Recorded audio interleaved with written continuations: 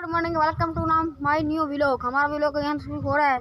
अब हम जा रहे हैं रास्ते में, ये देखो आपको नज़र आ रही होगा। तो आगे चलते हैं, आपको दिखाते हैं। मज़ा भी हो रहा है, मज़ा बहुत आ रहा है। तो और आज कबूतरों की बात भी लगी हुई है। नज़र तो नहीं आ रहे, फिर कभी आएंगे। तो अब बहुत ही ऊँची है ना। ये देखो अब मेरा बिछाना भी कैसे आ रहा है। हूँ मैं हमजा। तो दे रहा ट्रांसफार्मर जो पूरे चक में बिजली बांटता है। इसके 3 निचके हैं जो पूरे चक को बिजली देता है। बहुत बड़ा है, यहाँ से निकाल रहा है। अस्सलाम। और लड़का भाई कैसे हो? ठीक ठाक। क्या जा रहे हैं, क्या लेकर जा रहे हो? ये अचार है और ये प्याज है। हाँ।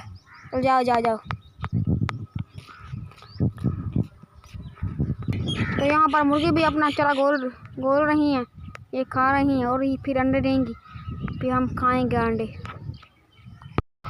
कैसा लगा आज के व्लॉग कमेंट में जरूर बताना। आज के व्लॉग अच्छा लगे सब्सक्राइब करें, चैनल को सब्सक्राइब करें। खुश रहें, आबाद रहें। पाकिस्तान जिंदाबाद।